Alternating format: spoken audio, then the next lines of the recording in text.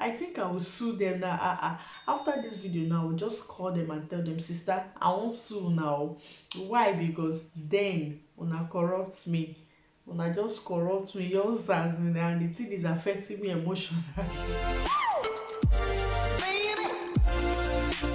Hello everyone, welcome back to my channel. If today is the first time you see my beautiful face, you are welcome to the family. If you've not subscribed to my channel, please don't forget to do so, and when you do, hit the notification bell to be notified anytime I post a video. And I say a very big thank you to all my returning subscribers. You are the best. Thank you so much for always coming back. Last month I started a topic on child abuse, and because of other posts, my birthday and other stuffs, I couldn't continue the video.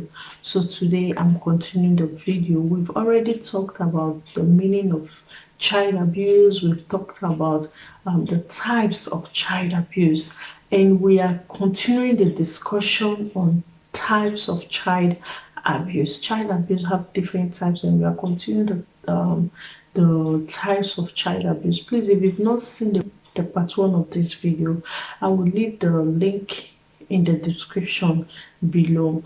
And we've talked about the meaning of child abuse. We've talked about physical child abuse. So today we'll be talking about emotional child abuse. Emotional abuse is when a parent or a guardian causes harm on a child's mental or social development, or several emotional harms. It is considered as emotional abuse. Many adults reportedly being emotionally abused as a child. This shows that whatever you do to a child, mentally or physically, the child will never forget. It stays with that child till adulthood. This is very common in Africa. It is very common where I come from, Nigeria. It is very common, and everybody has one or two stories to tell about how they had been emotionally abused and how it still affects them till now. Emotional abuse includes rejecting and ignoring a child, which means you telling the child that he or she is not wanted, he or she is not loved. You pay little or no attention to what that child is doing or saying, or how that child feels. That child feels it emotionally. It affects that child emotionally, and it is considered as emotional abuse. Shaming or humiliating the child, which is calling the child all sorts of names. That one is very common. It happens even here to among our Nigerian families here. It happens back home. It happens. Calling the child all sorts of names, criticizing the child, mocking the child, belittling the child, using languages or taking actions that breaks the child heart. It is considered as emotional abuse. Please, it is considered as an emotional abuse. For instance, take as an adult, somebody tells you something and you feel so bad, the way the person spoke to you, the way the person ignored you. Maybe you were talking to the person and the person just ignored you, or or someone is looking down on you. The way you feel angry, the way you feel sad, you break down. This is the way children breaks down when you tell them those harsh words, when you insult them, when you call them names, when you criticize them, when you mock them. This is exactly how they feel. You know why? Because they are human. Yes, they are human. Number three, Terrorizing the child. Mhm. Do you know how you terrorize a child? Let me sit down. Do you know how you terrorize a child? You terrorize a child by manipulating the child, by threatening to abandon or harm the child. You hear somebody say, if you not do that thing, I will kill you. If you not do that thing, I will do this, I will injure you. Yes, you are talking to a child and not an adult. So those words brings the child out. And that way the child feels, this person just terrorized me. Hey, what can I do? You know. So terrorizing the child is it causes emotional abuse to the child. Number four, isolating, which means keeping the child from peers, from friends, from positive vibes, positive environment, not allowing them to play. You keep them one place and tell them stay there when they didn't do anything wrong, as in when they are not under punishment. You just don't want the child to move. You just don't want the child to be active. You just don't want the child to move. You are emotionally abusing that child, and it's not good because it's affect the child at that moment, and it also affect the child in the future. Number five, corrupting the child. Story, story, story, story. When I say corrupting, how does, what do I mean by that? What I mean is, as a parent, you're teaching your child how to lie, you're teaching your child how to steal, you're teaching not only parents, anyone.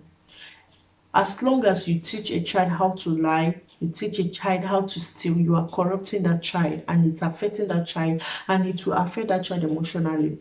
Now, encouraging misbehavior, telling lies to justify actions or ideas, this are, you are just corrupting the child. Now, let me tell you two stories about this corrupting. When I was little, they told me the story anyway. So when I was little, my sisters, they, when my parents were, they went to the farm. So my sisters went with their own money, bought a cup of rice, and they prepared it and gave me to eat, and also told me not to speak. They prepared it, cook am, better cooking. They gave me some to eat, and they told me not to tell my parents that they cooked rice, that they bought rice and they cooked. I said okay, no problem, but I didn't know the reason. So when my parents came back, I heard their voice. I just went to the entrance and I told them, Mama or Papa or sister, them cook rice today. And they were like, hey, where the possible they take cook rice? And all hell was like loose in the house. And they started, when my parents went out there, God, they started looking for me. They want to beat the hell out of me for speaking, for speaking. Now they've taught me how to lie. Innocent babe like me, just as innocent as I was, they've already told me don't make pen, don't say a word. But I still, because I'm pure, so I knew that what they did was wrong. So I just had to say the truth because I don't want to go hellfire. So I think I will sue them now. After this video now, I'll just call them and tell them, sister, I won't sue now. Why? Because then una corrupt me. Una just corrupt me, just as in, and the thing is affecting me emotionally. Now it's not a joke anyway.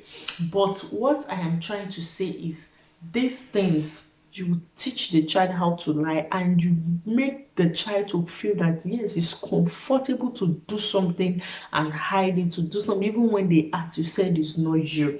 Now the second story about this corrupting, a friend of mine came to visit me when my child did his birthday, and she was telling me a story about how she had a little misunderstanding with her husband, normal husband and wife quarrel and all that. So the man went to work. When he got to work, he called her. Now, he called her, but the woman refused to pick his call and gave it to one of her daughters and said, pick it and tell your papa that I'm taking my bath. And the daughter picked it and told the father, mama, they bath. Oh. The papa said, okay, no problem. Whereas the woman was sitting right there. So when the man came back from work, the man was like, I called you before. Your daughter said you went to a bath and you didn't call back. The woman was like, I go bath. And immediately she said that word, the other daughter, because there were two, the senior one was one who picked the call. So the junior one was like, mommy, mommy. Immediately she said that mommy twice.